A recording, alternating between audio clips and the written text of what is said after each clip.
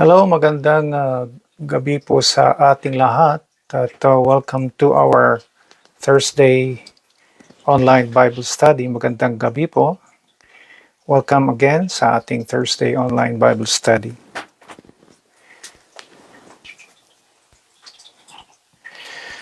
Alright, I'm sorry for the delay kasi may nangyari sa aking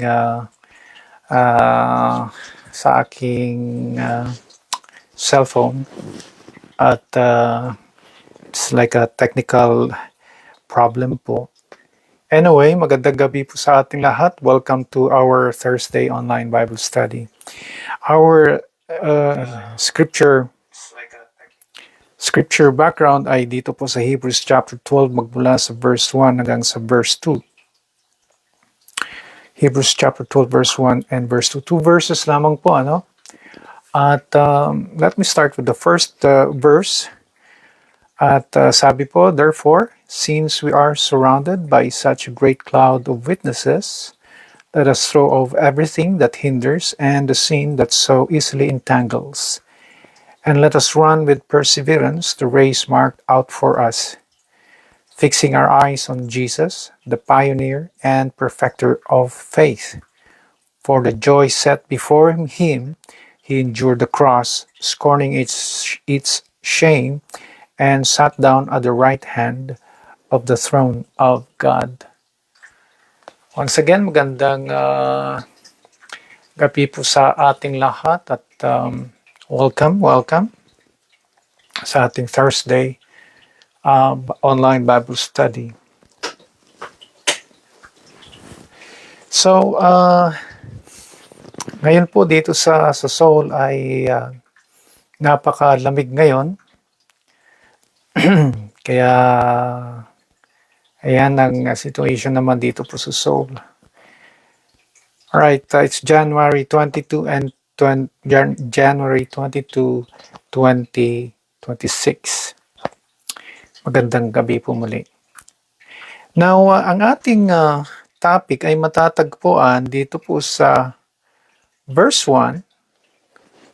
Dito po sa verse 1, therefore, since we are surrounded by such a great cloud of witnesses.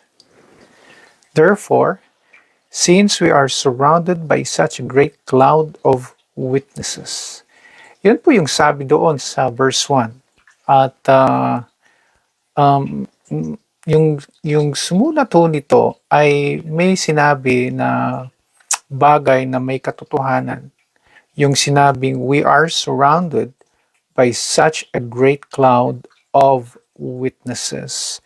We are surrounded by such a great cloud of witnesses. Yan ang isang katotohanan na nakikita din natin when we talk about witness or witnesses. Ito po yung mga tao na nakakita sa atin sa ating kilos, sa ating mga salita, pananalita o sa mga ginagawa natin. Sila yung observers. Sila yung nag-o-observe, sila yung witness or witnesses. Okay? So, yan ang idea natin tungkol sa witnesses. Sila yung nakakakita sa atin. Sila yung nakakita. At ang nakikita ko totoo naman sa buhay natin, may mga nagwi-witness sa ating buhay. May mga tao na nakakita sa ating buhay, nakatingin sa ating buhay. It could be na siya ay yung mahal natin sa buhay na kasama natin araw-araw, like ang ating pamilya. Maaari kaya na ito din ay yung mga kaibigan. Ito ay mga kapwa natin, di mga mananampalataya kapag tayo ay nagtipon-tipon bilang isang church o sa isang fellowship, nagkatipon-tipon tuwing linggo. Maaari din na ito yung mga hindi rin mga mananampalataya na nakakasalamuhan natin marahil sa trabaho, marahil sa mga mga lugar na kung saan lagi natin frequent, at nakikita din nila yung buhay natin. Basta may tao, ay mayroon laging nag-o-observe. Kaya nga ho, yung ating pamagat, mga kapatid, ay they are going to watch our lives throughout 20 and 26. I believe that it has already started. Umpisa pa lang nung January 1, meron ng mga nag-o-observe sa buhay natin. Meron na nakakita sa buhay natin. Meron na mga nag-witness sa buhay natin. And that will last hanggang 20 and 27 at panibago na namang mga witnesses hanggang sa huli ng 20 and 26 at panibago naman ng umpisa ng 20 and 27 and so on and so on. But that is the truth that we can see dito po sa verse 1 that we are surrounded by such a great cloud of witnesses. At sinasabi na talagang kung sa verse 1 ay ito pala ay issue, then maganda nating harapin din ito. Now, ano ang dapat natin bilang mga Kristiyano, bilang mga mananampalataya? Ano po yung dapat nating gawin? What are we going to do? We as believers, we as Christians. Kalimutan na natin ang 20 and 26. Sabi nga natin forgetting what is behind and straining toward or pushing toward what is ahead. That is forgetting 20 and 25 and let us look forward to 20 and 26. We have at least now a fresh start. But again, we will never run out of witnesses, observers sa buhay natin. Kahit saan tayo magpunta. And the question is, ano yung dapat natin gawin? What must we do? Ano po yung dapat natin gawin? So, ito po yung issue natin at bago natin sagutin, ayon po sa ating napiling scripture background, tayo muna ay manalangin. Let us pray. Panginoong Diyos Ama, maraming salamat po sa paalala na ito. Ang gabi na ito ay ipinakita niyo muli na malaking issue din po pala ang pinag-uusapan tungkol yung mga witnesses na tumitingin sa aming buhay. At ang aming tanong, Panginoon, sa oras na ito ay ano ang dapat naming gawin? Nawa masagot ang tanong na ito mula sa aming napiling scripture background. Hihingi na po na namin ang tamang pag-uunawa mula sa inyo sa tulong ng Banal na Espiritu. At hingin na namin ang lahat na ito in Jesus' name. Amen. Magandang gabi umuli sa ating lahat at welcome sa ating Thursday online Bible study. At ngayon po ay sa umpisa ng 20 and 26, sabi natin there will be cloud of witnesses. There will be people na mag-observe sa buhay natin. And as believers, kasi ang concern natin dito ay mga mananampalataya. What must we do? Tayo mga mananampalataya. So we have to go back to the Word of God to know better, to understand kung ano yung dapat natin gawin. Since dito po sa Hebrews chapter 12 ang naglabas ng issue na ito, then aalamin din natin yung sagot nito. At kung tayo na po ay handa, ay umpisa na ho na natin. So, what must we do? What must we do? Now, dito po sa verse 1,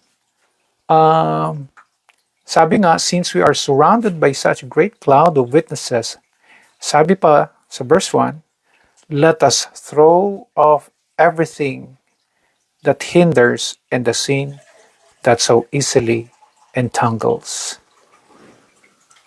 Nakita po ba natin yon? Let us throw off everything that hinders and the sin that so easily entangles. Ayan po yung number 1 na dapat natin gawin tayong mga mananampalataya. Now, this concerns ang mga mananampalataya. Kasi po yung mga I'm not judging every unbeliever na wala silang kumbaga yung bang parang conscience or moral standard of something that is close to our biblical na moral standard as far as God's will is concerned. Pero may mga hindi mananampalataya na hindi ito importante sa kanila. So sa atin, dapat importante ito. So ano yung dapat na nakikita sa atin ng mga witnesses?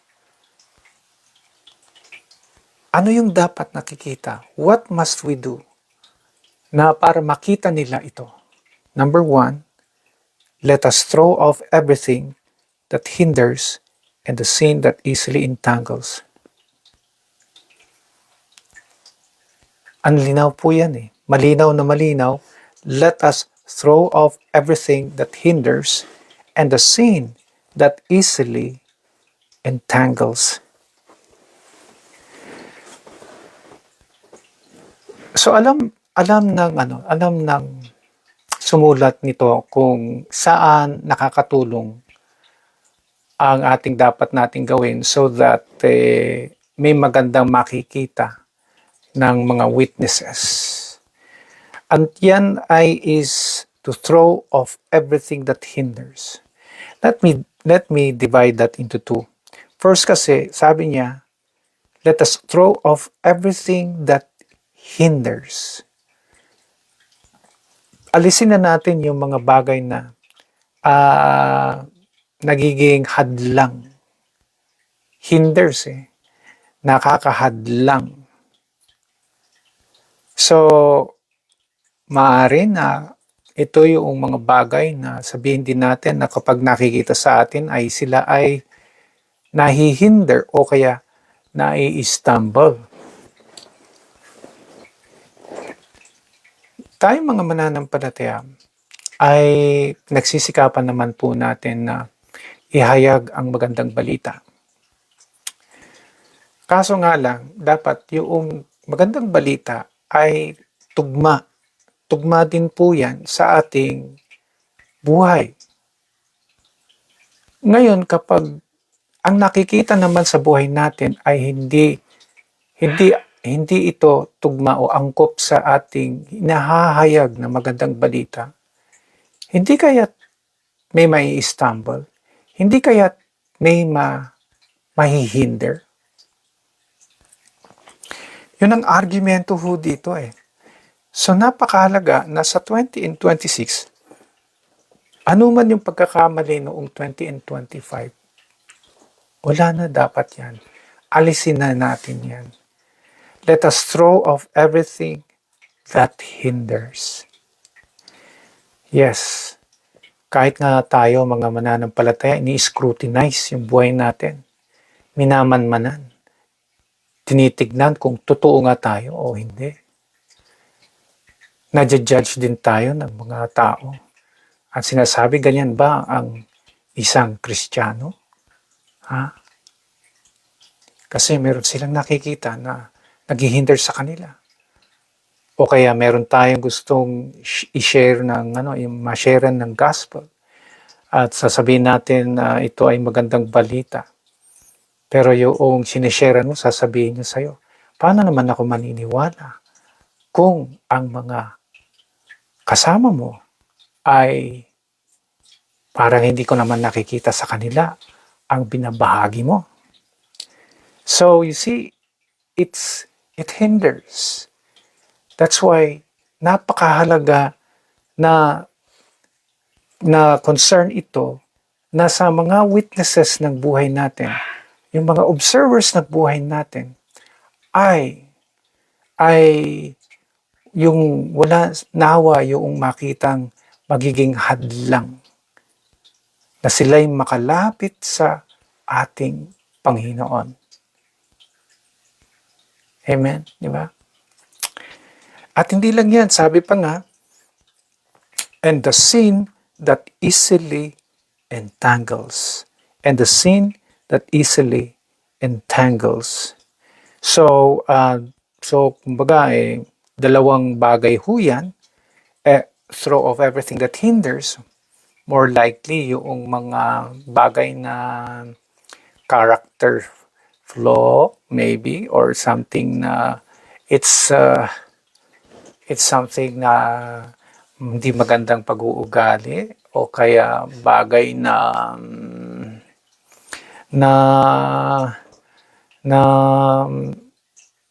something that is light. But a more heavy one na idinagdag dito ay yung kasalanan. Ibang bagay na din ito. Kasalanan that easily entangles. It's something that you are already conscious of it. It's something that you have a motive of sinning. It's something that you want to step into yung bagay na gusto mong magkasala. Ayan. And yung sabi doon na entangles. Ingat-ingat po tayo na pinapatulan ang magkasala. Diba? Minsan kasi napuprovoke tayo na magkasala eh. Okay? At our prayer must be ay never natin pasukin ang bagay na yan na magkasala. No matter how heavy or no matter how strong yung pagsubok na yan o kaya yung pagpuprovoke na yan. Because yung word na entangle, it's something na you may not be able to get out of it. Alam niyo yung entangle, yung parang nagkabuhol-buhol. Oo. Nagkabuhol-buhol. Parang pumasok ka sa bagay na maya-maya nasa loob ka ng nagkabuhol-buhol na bagay, tapos hindi mo alam paano ka maka-escape, hindi mo alam paano ka makalaya. Yeah. And you're somewhat trapped into that. That's why we have to be very careful. Okay? Na tayo ay tinitest natin yung sarili natin sa bagay na yan. And kaya let's pray na tayo sa loob ng 20 and 26 ay pagsisikapan na, mga kapatid, to throw off everything that hinders and the sin that easily entangles. Kaya napakahalaga kasi na tayo ay para tayo ay malayo sa mga bagay na yan. Nawa lagi tayo po ay lumalapit lagi sa Panginoon, na hindi natin kinakalimutan yung mga bagay na nagpapalakas ng ating pananampalataya nang hindi tayo malagay sa ganitong sitwasyon. And that it would be very easy for us to throw off everything that hinders. Now, syempre, magpasalamat tayo dahil meron tayong kasama sa buhay na ito, at yan ang banal na Espiritu na tumutulong sa atin upang tayo ay mailayo sa mga bagay na ito.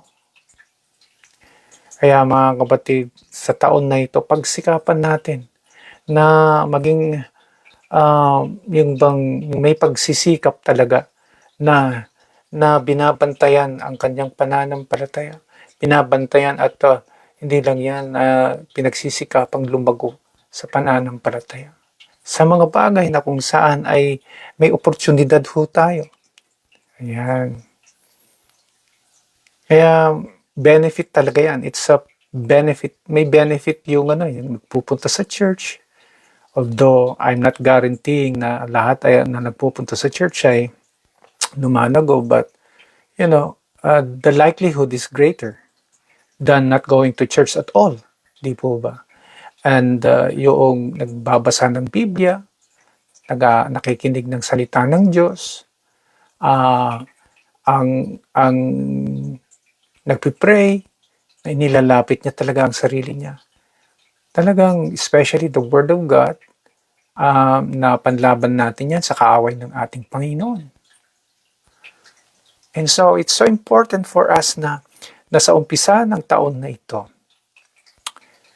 in order na yung mga tumitingin sa buhay natin ay may makita sila na maganda, na may makita sila na ito ay ayon po sa kalooban ng Panginoon.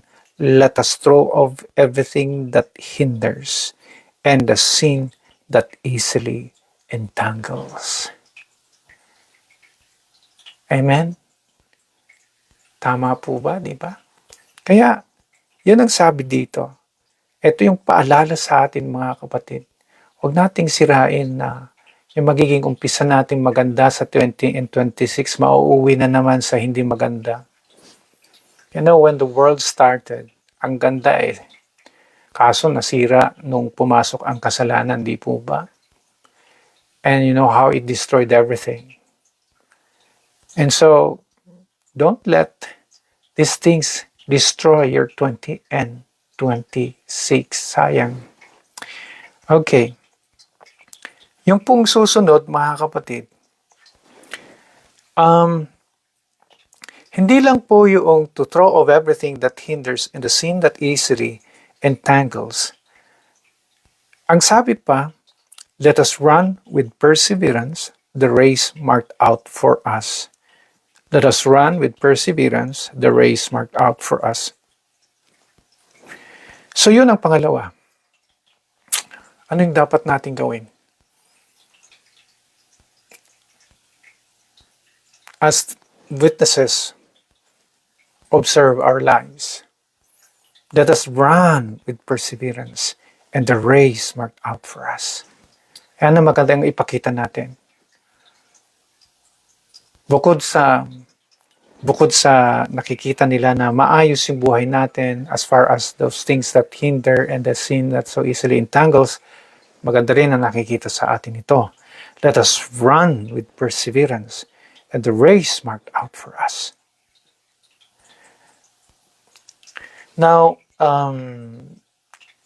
ang i-highlight ko po dito yung sinabi niya, by the way, let us run with perseverance, sabi. Let us run with perseverance. Ang buhay naman kasi natin is para din yung race para tayong tumatakbo ng isang palaro na may start to finish. Okay? And sa laro na ito ay sabi dito, let us run. Yan ang buhay din kasi natin We are just running and we keep on running. Last year, we tried our best to keep on running. Takbo tayo ng takbo. Hanggang narating natin yung 20 and 26. Sa umpisa na naman ng 20 and 26 ay panibagong takbo na naman natin ito na kailangan nating tapusin hanggang marating natin ang 20 and 27. Let us run with perseverance. Yung perseverance, kailangan yung perseverance when you are running. When you are running, you need perseverance. And ibig sabihin, don't give up. At kung maaari, do not get tired no matter how difficult it is. Kasi, mahirap Kaya nga may salitang perseverance So yung salitang perseverance, binigyan tayo ng ideya na ang buhay ay mahirap. Mahirap. Napakahirap. And we need to persevere. At nawa yan ang makita nila sa buhay natin. Na tayo ay nagpapatuloy, gaano kahirap po yan. Of course, last year siguro meron tayong mga ina-entertain sa ating mga isipan na ayaw ko na. Parang gusto ko na wag na lang. Ano. Pero na-encourage po tayo, di ba? And then instead na nag-give up tayo, nagpatuloy pa rin tayo. Kaya andito pa rin tayo sa 20 and 26. Ganon yun. Kailangan natin that we have to persevere. Siguro sa taon na ito, yung una pa lang sa January na ito, very excited pa tayo. Pero habang tumatagal, yan, napapagod na tayo. Tapos parang habang tumatagal tayo dito sa tinatakbuhan natin na buhay na ito, parang pabigat ng pabigat. You need to persevere. If that is what people can see, if that is what people will see in you, malaking bagay po yan. Malaking bagay po yan. Para maging example ho tayo sa kanila. Now, at sabi pa, the race marked out for us. The race marked out for us. Ibig sabihin, kanya-kanyang race yan. Kasi sabi the race marked out for us. There is something that was given for us to finish. Yes. At kaya hindi tayo pare-pareho na yung bang hindi tayo sabay-sabay na na nakakatapos niyan. May nauuna, may nahuhuli, pero natatapos din. And there is a particular race that is marked out for everyone. So, ito ibig sabihin, kanya-kanyang race yan. Now, it means mag-focus tayo dun. To what race that God has given us, has marked out for us. Na isipin natin na dun lagi tayo nakafocus. Hindi yung nagfo-focus tayo sa ibang race na pinakikialaman natin yung race ng iba. Minsan kasi ganyan lalo na kapag nakikialam talaga tayo. Imbis na yung pinofocus natin yung sarili nating race, pinapansin natin yung ibang race. Kaya we cannot meddle. Hindi tayo pwede na makialam on someone else's race. We have to mind our own. Kasi yung sarili na lang natin, mabigat na. Okay, so, ano nangyayari? Tayo laging nahuhuli. Hindi natin naaabot dahil masyado tayong concerned sa race ng iba. Kaya sa race na ito, huwag mong pakialaman ang race ng iba. Pakialaman mo yung sarili mong race so you can really focus on your life na maabot yung bang inilaan ng Panginoon para sa iyo. And in that way, you will be able to finish that race this 20 and 26. Ayan. So, yan. Yan ang prayer natin. Let us run with perseverance and the race marked out for us. Kanya-kanyang race po yan. And we have to run the race with perseverance dahil hindi po madali ang ang ating tinatakbo sa buhay na ito. So ano pa ang makikita natin? So dalawa na po yung sagot dyan kung ano yung dapat natin gawin.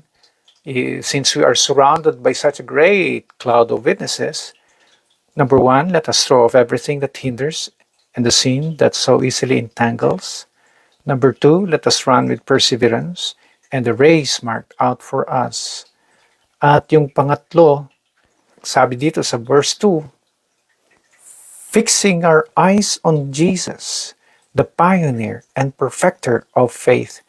For the joy set before him, he endured the cross, scorning its shame, and sat down at the right hand of the throne of God. Fixing our eyes on Jesus. Fixing our eyes on Jesus. Ito na yung pangatlo na makita nawa nila sa buhay natin. Yung mga tumitingin sa buhay natin. Na tayo ay nakafocus, nakafix yung mata natin sa ating Panginoong Jesus. Kaya fix your eyes on Jesus. Ha? Na tuloy-tuloy yan. Na hindi tayo lumilingon sa kabila o sa kanan o sa kaliwa o sa likuran. Diretso lamang po tayo toward the Lord Jesus Christ, na tayo ay nakafix yung ating mga mata doon. Kaya do not let your eyes be distracted, kumbaga. Kasi yung mata pinuna yung mata dito sa verse 2 fixing our eyes Kasi alam nyo, ang eyes kasi natin, ang mata natin, isa din po ang mata na marahil ay ito ay nagagamit na entry point. Entry point ito ng kasalanan Minsan dito tayo nagkakasala sa ating mga mata. Dito tayo nadi-discourage, dito tayo nasisira dahil sa mata. Kaya para hindi tayo magkakasala, sa mga nakikita natin, why don't you fix your eyes on Jesus? Dapat ganun yun. Nakatingin tayo lagi sa Panginoong Jesus sa buhay natin. Yan. Kaya kapag may napapansin ka, sabihin mo, sa Panginoon na lang ako titingin. Diba? Tapos meron ka na naman na parang nakita dyan na hindi maganda, sabihin mo na, sa Panginoon na lang ako titingin. Yun na lang ang gawin natin. And if you keep on doing that, you will be able to finish the race. At syempre, pag nakita yan sa'yo, wow, hindi ba maganda? Magandang testimony ho din yan. Para sa mga witnesses. Kaya mag-focus lamang po tayo sa ating Panginoong Jesus. Fix your eyes on Jesus, who is the, sabi pa nga pioneer or author and perfecter of faith. Ayan. Siya ang pioneer or author or perfecter ng ating pananampalataya. Kaya mga kapatid, pinagpipray natin na sa buhay natin sa loob ng 20 and 26 ay si Jesus pa rin, si Jesus pa rin yung ating focus. Well, marami talagang distraction sa buhay natin. But once again, kapag nadi-distract, sabihin mo lang, kay Jesus na lang ako mag-focus. Ganun lagi yung attitude natin. Di po ba maganda yun? Amen. So, eto po mga kapatid yung nakita natin. Isa-summarize lamang po natin. Sabi natin kanina, na ayon sa verse 1, we are surrounded by such a great cloud of witnesses. So, hindi tayo makakaiwas. There will be people reading our lives. There will be people who will scrutinize our lives. People who will observe our lives. Maraming ganyan na umpisa pa na ng taon ay binabantayan na ulit yung buhay natin. Pero ang tanong, ano kaya makikita nila? So in that issue, ano naman yung dapat nating gawin? Sabi natin kanina ay, number 1, let us throw off everything that hinders and the sin that easily entangles. Malaking witness po natin yan sa kanila. Testimony natin sa kanila. Malaking testimony ho yan natin. Malaking testimony natin ito sa kanila. Let us run with perseverance and the race marked out for us. Magandang testimony na naman din po ito pagdating sa bagay na pinagsisikapan na maabot sa buhay natin. At let us fix our eyes on Jesus. Pagdating sa pananampalataya, talagang nakikita nila na tayo ay tumitingin lagi sa Panginoon. Hindi tayo nadadala sa kung ano man ang nangyayari sa ating kapaligiran o kaya ano yung nangyayari na ganito.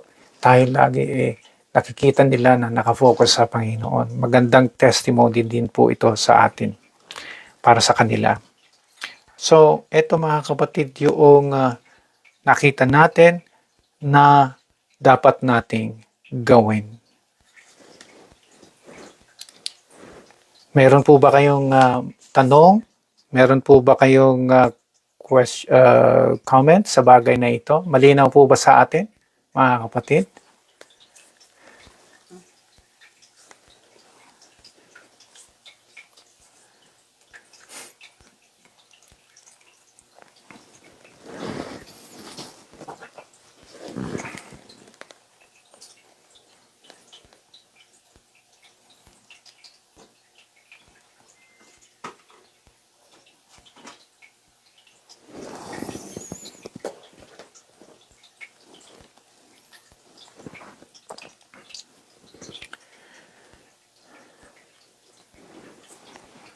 Kung wala po tayong mga tanong at wala tayong comment, dadako tayo sa prayer. Ang prayer nawa natin ay sa pamamagitan ng tanong din na ito. Ano kaya? What do people think of you when they see you? Ano kaya ang palagay ng mga tao kapag kayo ay nakikita nila? When they see you, what do they think of you?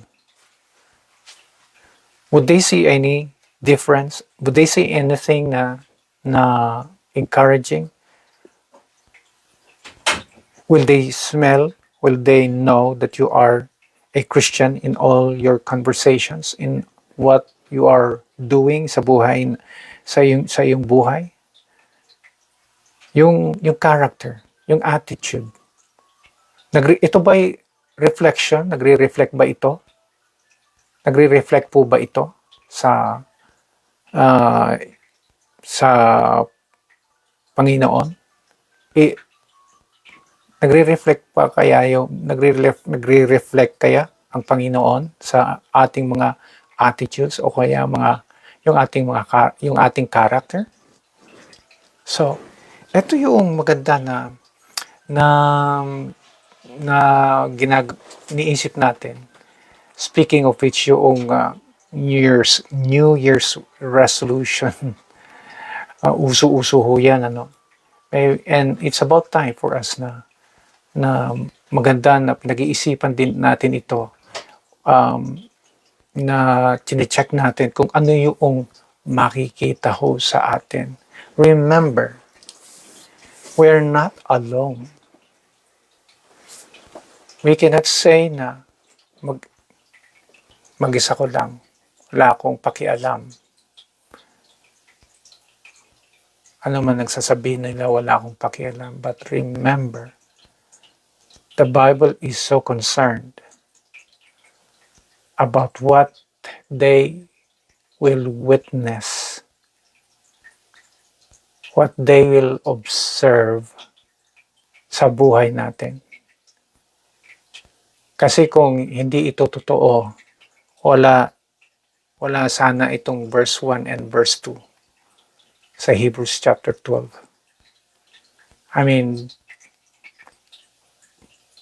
Ba't pag-uusapan yan sa Biblia kung yan ay hindi naman importante. Pero dahil issue po yan, magandang tinitignan natin ito. So sa prayer natin, ano kaya yung bagay na maganda nating baguhin, maganda natin na i-commit na sa Panginoon para sa ating pagbabago? Ano po sa bagay na ito? Sa tatlong bagay din na nabanggit natin dito na gusto natin na lumago. At yan ang ating hihingin sa ating Panginoon. Natulungan tayo sa mga bagay na ito as we start 20 and 26. Let's bow our heads in prayer. Manalangin ho tayo. Panginoong Diyos Ama, sa oras na ito, maraming salamat po sa pagkakataon na kami ay muli binigyan ninyo ng paalala. At totoo po that we are surrounded by such a great cloud of witnesses. At hindi namin maiiwasan sila. They will always be there, watching every movement, every word that we utter. Kaya't Panginoon, sa anumang makikita nila, nawa ay magiging maganda. Alang-alang po din, Panginoon, para sa mga witnesses na nakatingin sa aming buhay. And it is our prayer na kami ay maging ambassador ho ninyo, that we become your ambassadors sa 20 and 26 to represent Jesus Christ, na nakikita talaga nila ang kalaguan na ito. Panginoong Diyos Ama, salamat sa taon na ibinigay ninyo na nabigyan nyo kami ng panibagong pagkakataon na magumpisa ng mas magandang buhay kumpara sa 20 and 25. At sa 20 and 26 na ito, nawa ay patuloy ang kalaguan na ito as we continue the race toward the end of 20 and 26. Maraming salamat po, Panginoon, sa ginagawa ninyo sa aming buhay, and continue to remind us, Panginoon, at nawa ay matulungan po ninyo kami sa aming mga kahinaan. Matulungan po ninyo kami, Panginoon, na maiwasan ang mga bagay na ito, at nawa patuloy kami na nakafocus lamang sa aming Panginoong Jesus as we continue this race, as we look forward to even finish this race. Maraming salamat po, Panginoong Diyos Ama, sa gabi na ibinigay ninyo, at hingi po kami, Panginoon, ng panibagong pagkakataon next Thursday na mag-aral muli at mabigyan ng ganitong paalala. Hihingi po kami ng tamang pahinga sa gabi na ito, at maraming salamat sa inyong salita. Kinukumit namin ang lahat-lahat na ito sa ngalan ng aming Panginoong Hesus. Amen and amen. So, magandang gabi po sa ating lahat. Salamat po sa inyong pagdalo sa ating Thursday online Bible study. At nawa patuloy po tayo sa ating paglago, sa ating pananampalataya. So, sa mga, tingnan nga natin kung sino po yung mga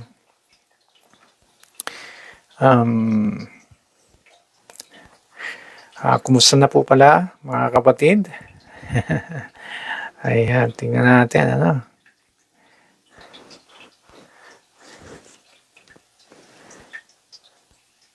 So, gusto kong makita kung ayan.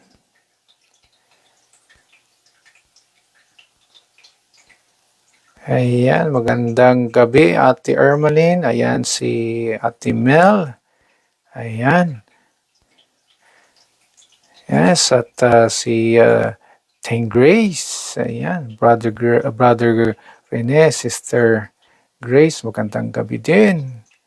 Ayan, at sino pa? Ayan, si Ate Becky, Sister Gian, Ate Jade. Magandang gabi. At sa inyong lahat na hindi ko man makita ang inyong reaction at comment ay maraming salamat po. Ayan si Ate Dolly. Magandang gabi. Okay. Ayan.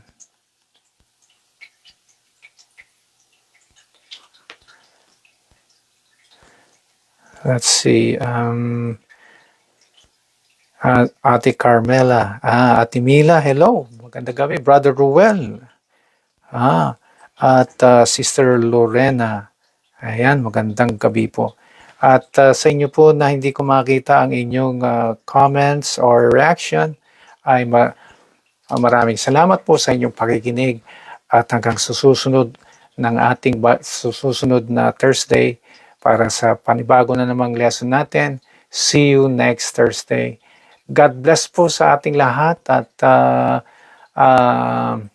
and good night din po. Ayan. Sige, magpaalam na po tayo. Ito na po yung ating signing off.